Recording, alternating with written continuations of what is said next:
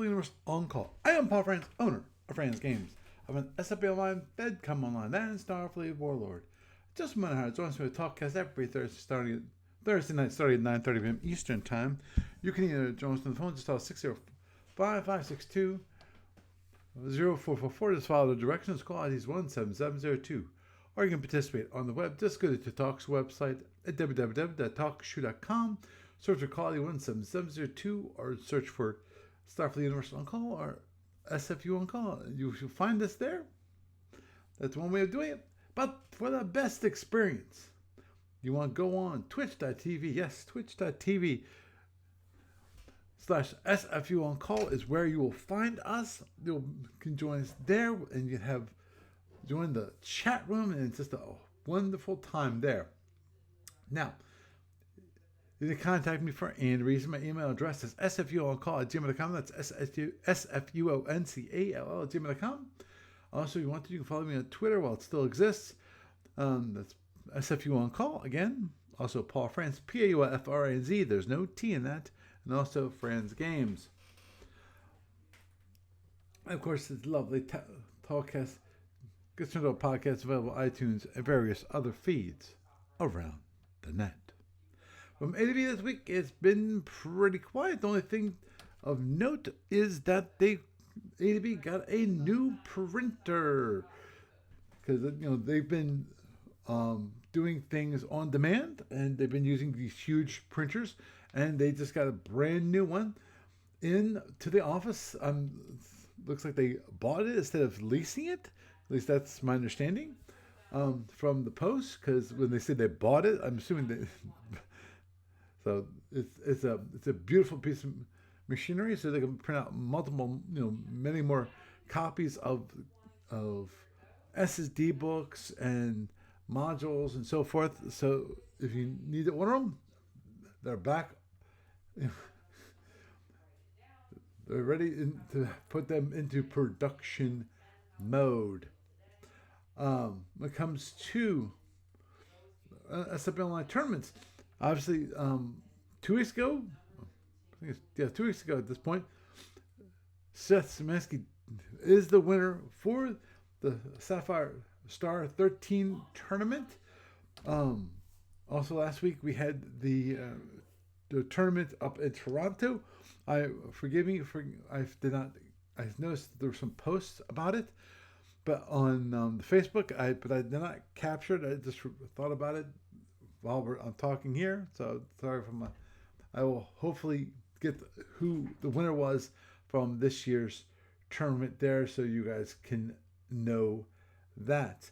When it comes to online client stuff, not much happened there. Though, when it comes to SFU Online SFU Online website itself, I did add a new registration page. This is for a free demo account, so that you can log in using your account. It's free, but you don't get all the goodies if you have a demo account. That's just have the Klingon, one Klingon ship and one Federation ship, so you can actually log in, and it acts like if you had the old demo underscore your call sign. That's the first step, and multiple steps that I plan on doing when it comes to changing the flow of how you actually get an account and so forth. When it comes to the library report, not much happening there. Actually, I got some updated ships from Frank. He's updating some of the Klingon 3rd gen SSDs. So I should be able to have some time in the next week to process them and then update the library with those new 3D third gen SSDs. So with that is the news for this week.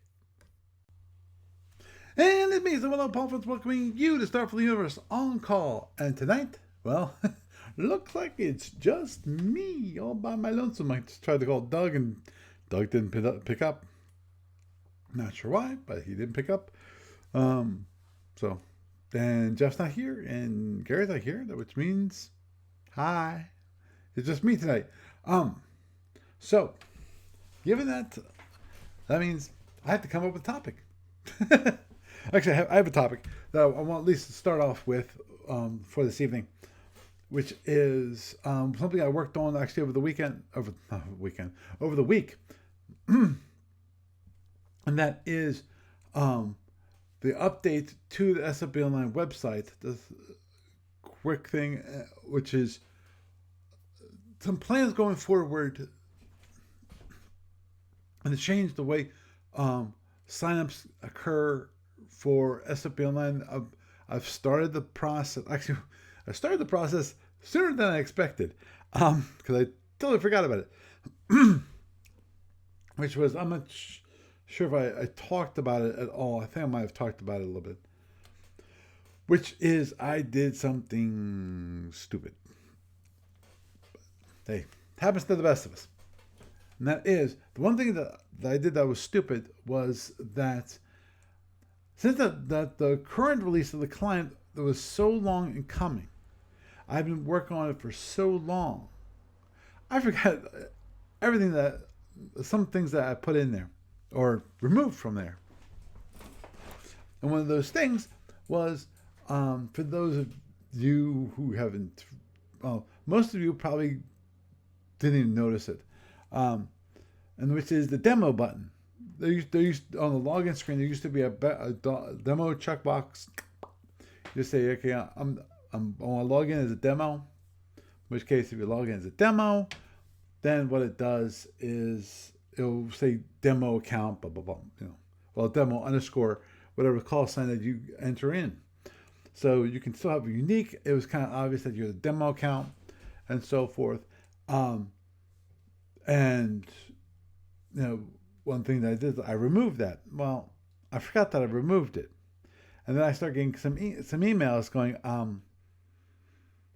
I can't log in as a demo. And it's like, well, you can't. Then I realized that I had removed that because it was a something I wanted to move forward with, which was the whole idea of have it so that people would sign up for a demo account, and then with a demo account, I was hoping to put them into like a constant contact system, that kind of thing, where I could start off with, welcome. Here's an initial here's a link to how to show you how to use the client, and possibly even a simple kind of a constant contact system, where the idea is that starting with the first day, this is what you get. Starting maybe next day after that, or so forth. I had to figure out the timing and so forth. It would send you another email for that, but not go. This is one of those things you have to be very, very, very careful with, because of the issue is you don't want to become, because the person's brand new. Now, obviously, that they have signed up for an account, so they're given you the right to send them email, but you don't want to abuse that right, and then therefore go into the spam category, and obviously for this multiple emails, you'd want to have the ability for people to go, okay, click, I don't want to receive them anymore. These kind of emails, the introductory emails. And that's the idea, is that you have these introductory emails showing, at the very least, have links, maybe have some quick little suggestions on what you can do, to all the way to links to YouTube videos of how to use the client.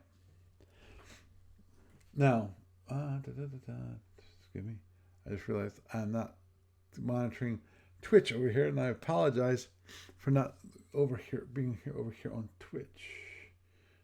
So, don't mind me.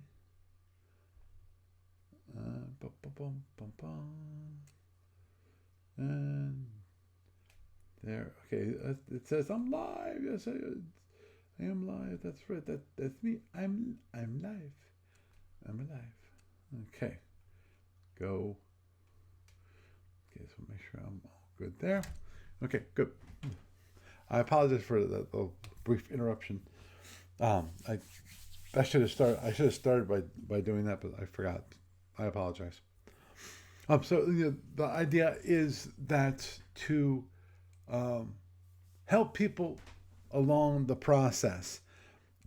Obviously, part of that, especially in this day and age, is I need to also work on a automated, a robot, what's called a robot player. And moving forth with that, I forget where it was. Whether I know I have a robot player currently that kind of works. The one thing that I remember talking to you guys about in the past was with this robot player. The thing with the robot player is that I still needed to connect it into the client. I wasn't sure how to connect it into the client.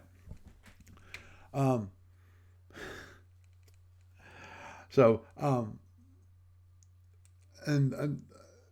these days people are want that comfort, in my mind, that comfort level to have a automated player, so that they can at the very least kind of not test their metal. I was going to say test their metal, but I think that's really described is a very bad term.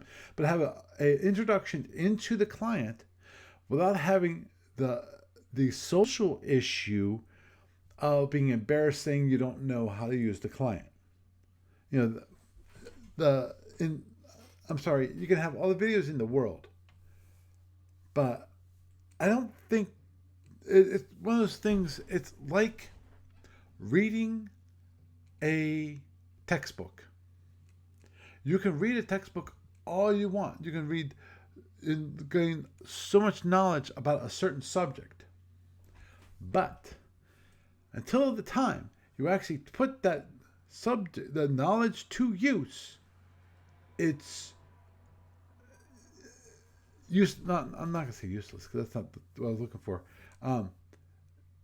You don't really know how to do things. It's like reading up about all the medical stuff, how the body works and so forth, and not actually getting out there and doing a certain, cutting someone open to help fix a heart pump or fix a heart or whatever. You can read about it, but until you actually do it, totally different thing.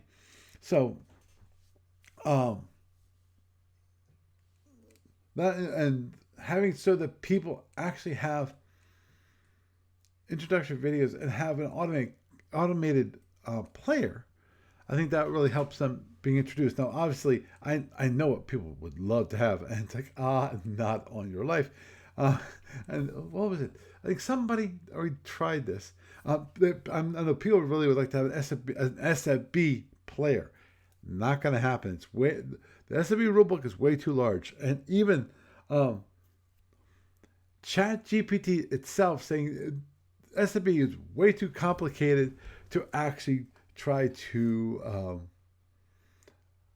write a system to automate the moves. Basically, have an automated client, automated player. So even if ChatGPT also agrees, hey, what am I supposed to say?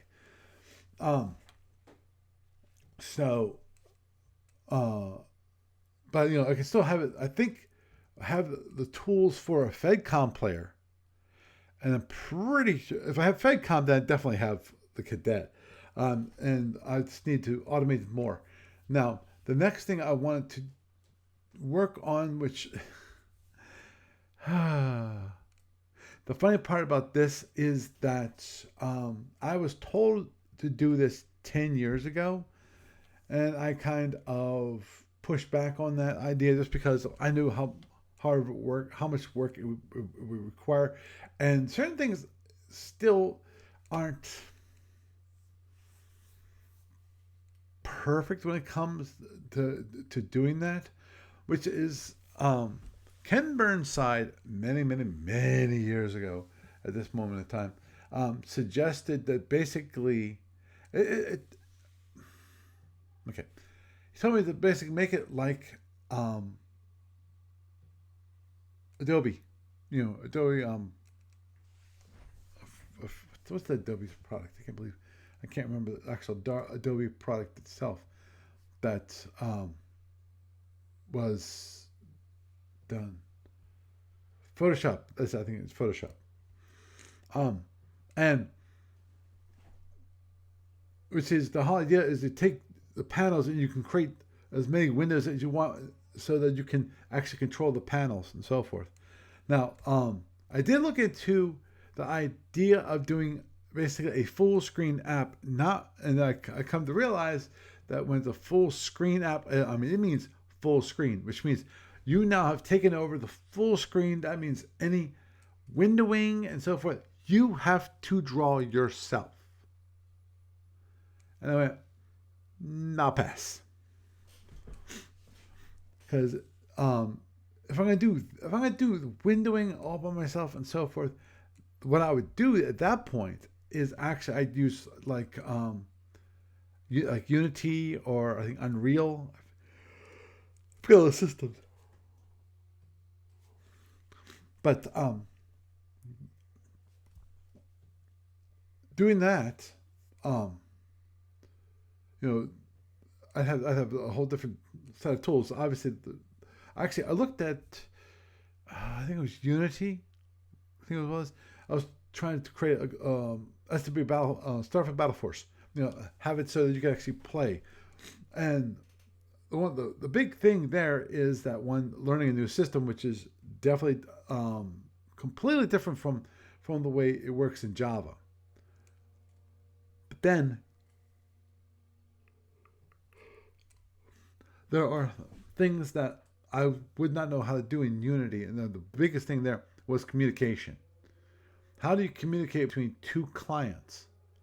The whole idea of having an MMORPG is that it might be written in Unity, but until you actually send it packets or commands or locations, things like that, and then have that reflected on the other side, then you just got a first-person game, and I'm assuming I've no other talk show. Oh crap! Let me apologize for this. I forgot to do one thing. I forgot to start that. Recording started. Yeah, there it goes. I forgot to start talk show first. The topic for tonight is the SFU Online client and some of the updates and some of the things I want to do for the future. So actually, that reminds me, Iggy, that I need to look at some of. I know you submitted a bug report, and I need to actually examine the bug report. Now Jeff shows up.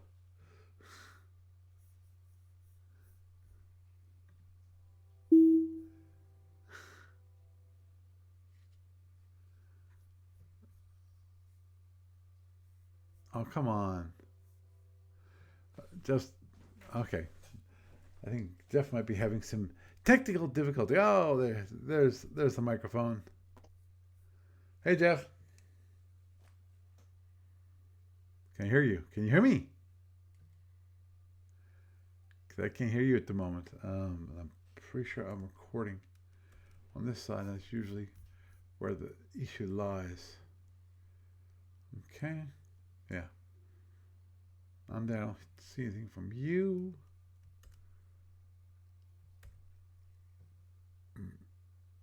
And sure. Okay. Yeah. I can hear that. I've got. Oh, okay. Well, Jeff, the moment I can't hear you. Not sure what's going on at the moment. So you might have to disconnect and reconnect. Maybe that'll help. Um, but yeah. Um, so the big thing with oh geez, Compass Games Expo. No, I'm not going. Of course, I don't know where the expo is. Oh, what's this? No audio detected. Participant may be having microphone problems. Yeah, that wouldn't surprise me.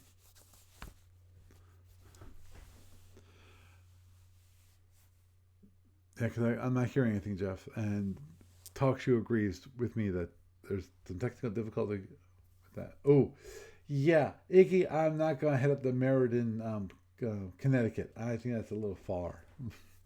I just came back from being down at Cape Hatteras, in North Carolina, at the Outer Banks. So I don't think I'll be making it up to Connecticut. But anyway, yeah, obviously I just put out a release with trails. Um, I've got some I got some feedback on that one, where I think it was Seth, where he wasn't working on his computer. I'm not sure why at the moment, and I have to check, because it's one of those things that people.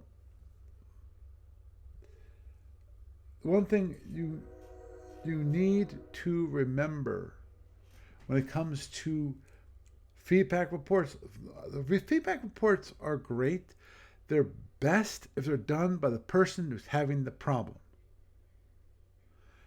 When you send a feedback report, it just tells me about the information about your client, like any errors that you've received, what your environment is like. Is it Windows? What version of Windows?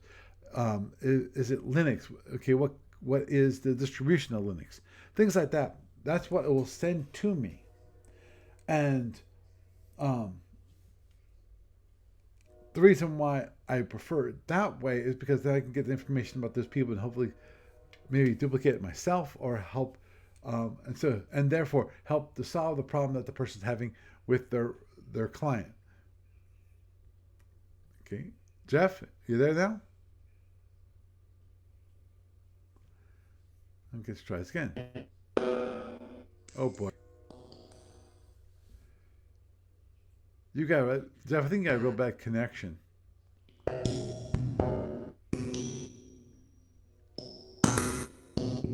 Yeah, cutting out. It's it's worse than saw landing.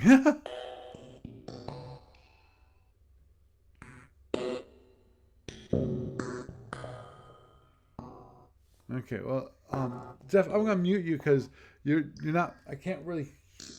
All I'm hearing is pings and pops and things like that. Okay, I'm gonna mute Jeff. Sorry, Jeff. All I heard was pings and pops, and so I'm not. You know, I'm not sure what to do at the moment because I want to talk to you, but if all I'm hearing is just pings and pops, and basically, not even, it's worse. To me, it's level which is worse than sidelining. Sidelining means they actually can understand the person; they just sound like a robot. But in this case, can't really even understand Jeff. And I apologize, Jeff. I had to mute you, but I think it's kind of pointless if I really can't talk to you. Meaning, like I don't hear your voice. But anyway, yeah. So I need to review those and hopefully maybe get an update by in the next couple of weeks or something. If there's something critical. I'll definitely put that to the top of the list. Then, I think the only trail other than one not working, of course, then there's the one issue, which is it has to do basically with the person, but there's no actual support on shifting the game board, because of what happens is people will move their counter because they're shifting the whole board. But the history for where the ship was is where the ship the history of where the ship was. So it doesn't get shifted when the position of the ship actually gets shifted, because the storage is the absolute hex location and the facing of that ship.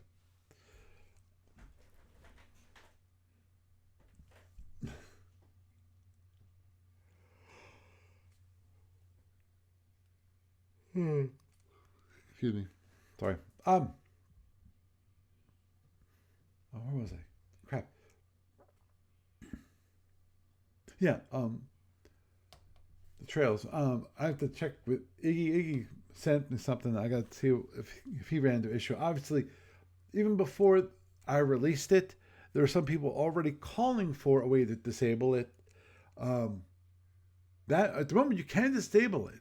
You can disable it for all of the ships. You just can't disable it on a per ship basis. Also, there was a request to have it so that each ship had its own color.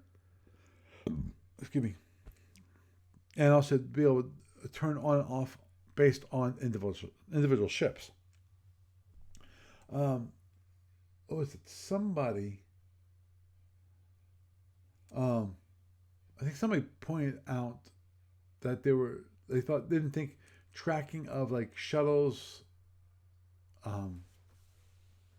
would be something that's really interesting. I kind of disagree with that. I think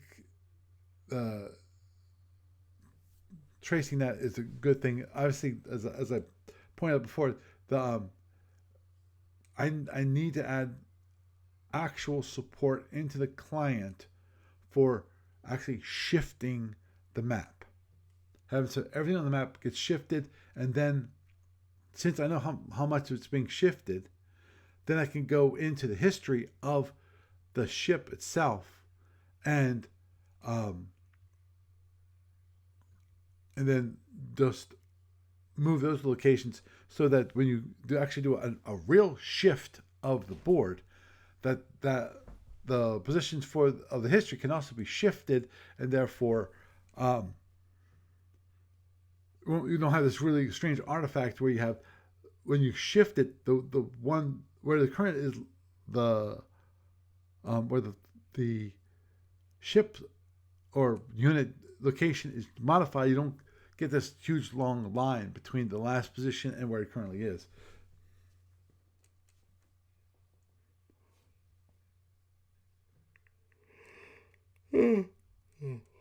Okay. The chat room is chatting about things other than SFB, which is fine.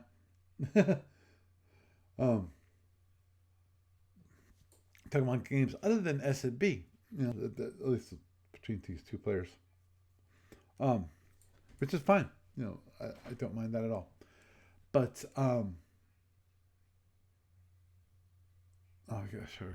Get back to where I was. Other than obviously updating the trails feature to be a little more configurable, I think it's probably going to be on the plate. I'm hoping to get. I'm hoping to do something which I was looking at Eve.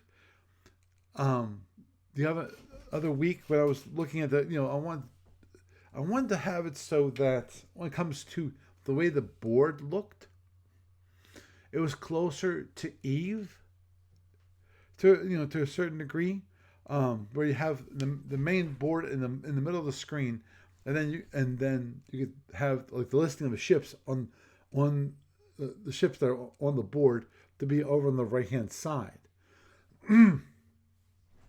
But the thing is, what I come to find out, when I was looking at some EVE Online videos, is that, yeah, that's that what that currently is for, like, listing. What you can see on the side is, you can see like a listing of maybe the asteroids or whatever. It's in that solar system, so it's an information panel.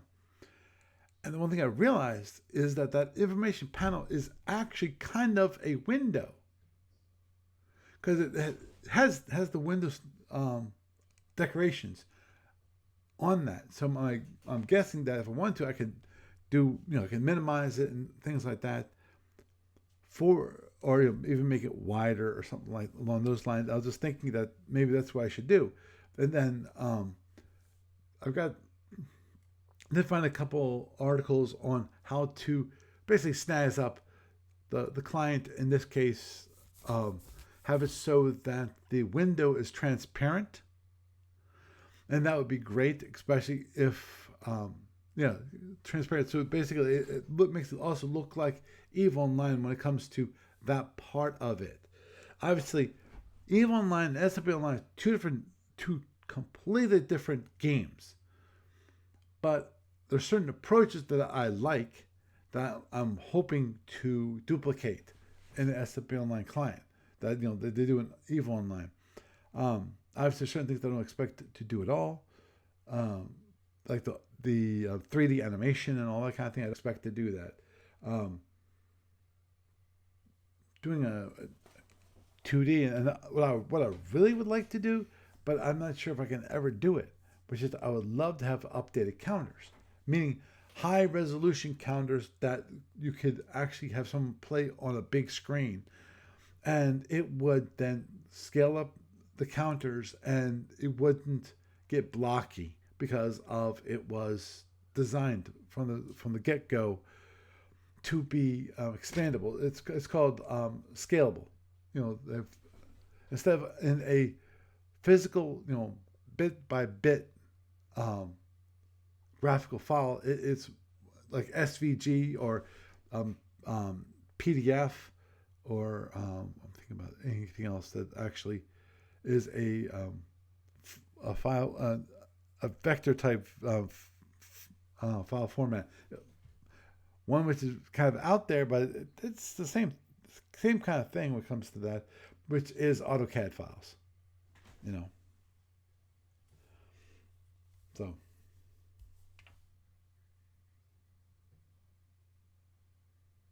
Right.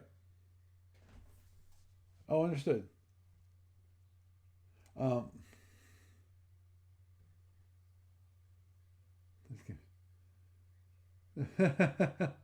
yeah, but yeah, it's kind of right. I understand that in Eve usually you program for what's near you, but the concept is still exactly the same. That is that you have an information window for you on the right hand side. Information in this case for Eve, it's what's near you. In the case of SFB, it doesn't have to be what's near you, because you just have to have it what's okay. You might want to show, what are just the ships, or do you want to see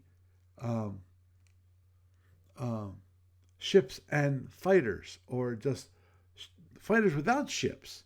There are certain things that are actually part of the client which aren't well documented. I did, because of my one experience with, I had a fleet battle where the Andromedan, of playing Andromedans, and had this force of Hydrons and Feds, and the Feds had a lot of counters. They had a lot of counters. So played one session, and then it's like, okay, this is kind of nuts. So what I actually worked on, and I have it, I just don't think I've really documented all that well, because Lord knows my documentation for the client really doesn't throw anyone, because it mostly does not exist. Is I added the ability to hide, to do that, to say, okay, I want to remove all of the point of slip and point of turn counters on the board, and go, you have a key combination, and boom, they all disappear. Because for the most part, they can get in the way. Obviously, you still need them because they give you a good sense of on the physical on the quote unquote physical board of how many hexes you have moved before you need to turn. Now, obviously, you can get the same information by looking at the column. You can add a column in the configuration for the game control window. Now, the whole idea being with that, yes. Oh, what is it, kitty? Oh. He's got his claws kind of into me, so yes, it's not like I can help you, cat.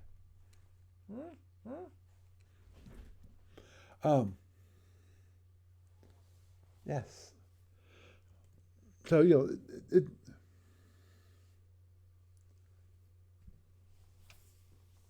right now. The question for SFU Online is how many tabs do you want? Because of currently I got 3 tabs, and honestly, I don't know how many people even look at them. Because we have the onboard, we have the offboard. No, the offboard support isn't that good. Be honest, I'm not sure. We do have the idea of offboard pieces, which in theory, what you would use the offboard pieces for are reinforcements. The idea of that you could add those ships to the board. Not to the board, but add ships to the client, to that game, but put them off, have it so they were off the board, and so they were available to just move them onto the board.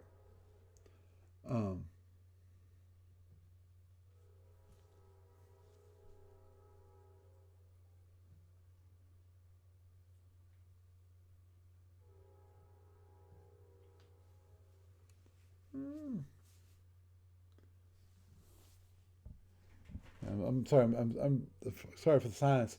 I was just reading about Mr. Jeff, who's over on Twitch, saying, "Here's a thought: which is during garbage cleanup process, after a unit moves, referencing its current speeds, turn mode, and expire point of turn point of sleep." Okay, I think what you're meaning, Jeff, is I'm assuming you mean removed from the board.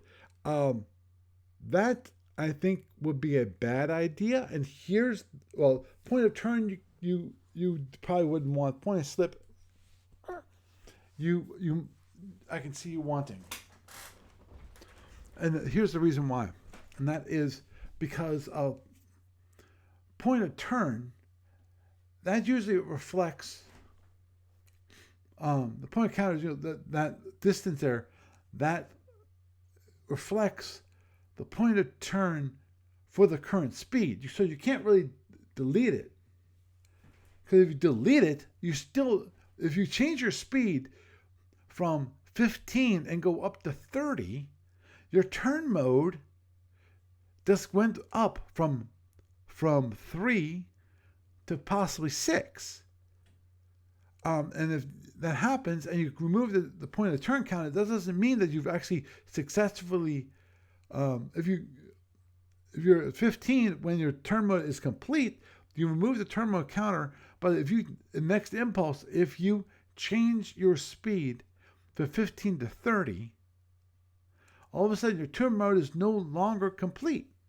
So you need to, in that case, you should still see the point of turns on the board. Now, as I said, I think that's one thing I don't know for certain, which is maybe I should talk to Frank and some of the other campaign people. Oops, excuse me.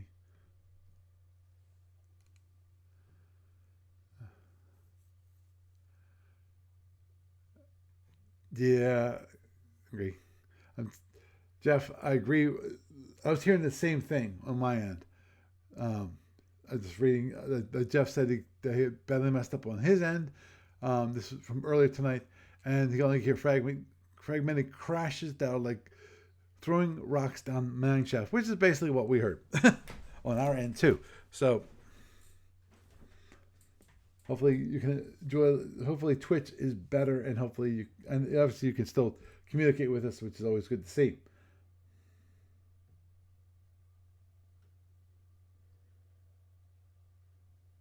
Yeah, yeah, but Jeff, as I pointed out, if you change your speed, all of a sudden, if you change your speed, when you change your speed, automatically your turn mode is not complete. If you complete your turn mode at 15, all of a sudden you change it to change your speed to 30, where your turn mode is 6, and you still have 3 more moves to go forward before you actually your turn mode is complete at that point. So I know that's an edge case where you the only time that you wouldn't want to remove the point of turn is if you're about to change not about to change your speed, but if a speed change is up ahead.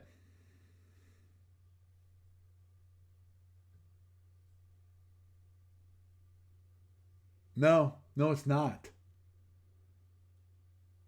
Jeff, it is not. If your turn mode is 4 and you move 4 times, yes, your turn mode is complete at that point. But if you then change your speed to have a turn mode of 6, if you have not moved any hexes, then your turn mode is not satisfied because you're at the new speed, which has a different turn mode. So now, if there's a rule that I'm missing, and I've been playing that wrong for years, please tell me. Just reference the rule, and I'll be happy to look it up and definitely correct based on myself and possibly many others. Now I still think the either keyboard. I have the keyboard command already. Maybe have kind of a check box, a bunch of check boxes, so you can hide or show different kinds of ships, and that might help with so that basically that the functionality that's there is less hidden than it currently is.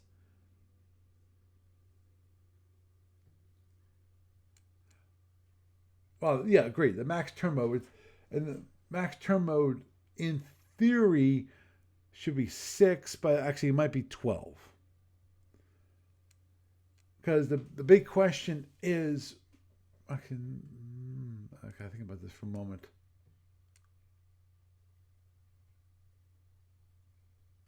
Yeah, again, I'm going off these really esoteric probabilities.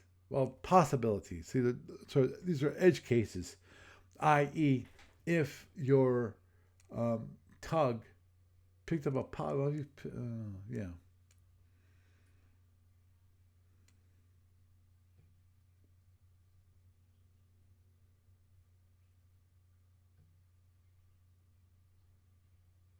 But you don't try. No, you don't tractor a starbase to make turns. Actually, I hate that. Because you tractor a starbase, the starbase has stabilizers on it, which means it does not move. So if you tractor it, you don't move. The only thing is, at the end of the turn, you can rotate your ship. Um, that's my understanding when it comes to that. When it comes to tractoring a starbase. Um,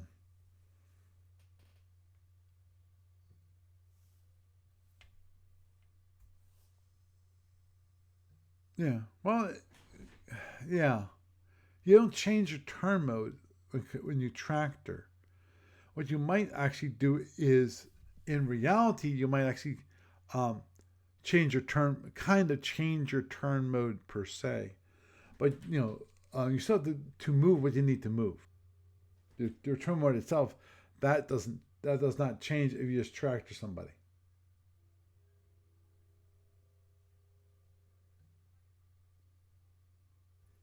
That's true. Just saying that there might have been a term paper written about it.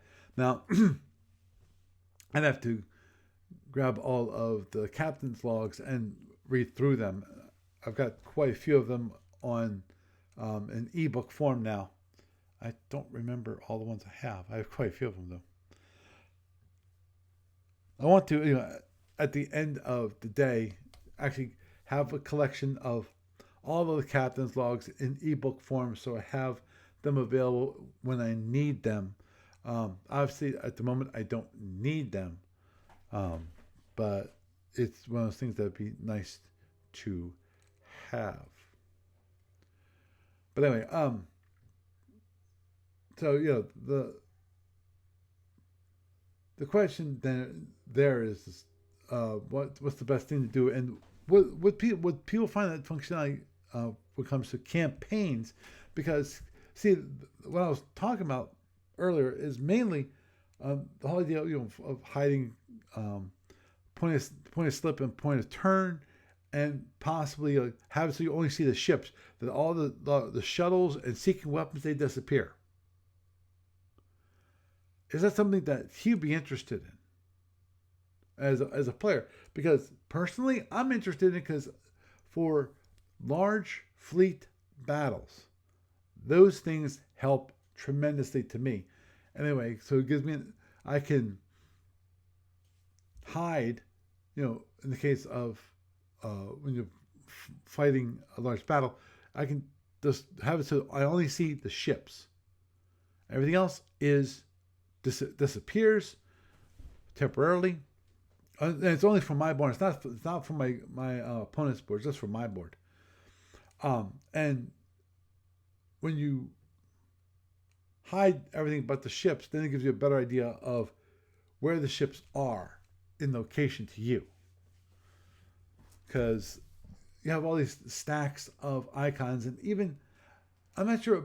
That's always was one of those gotchas, which is representing a stack of counters. Currently, I think I pretty much have stuck on the whole idea of it looks like one single icon, unless you have different counters facing in different directions. Then you kind of see glimpses, possibly, of counters that are beneath it.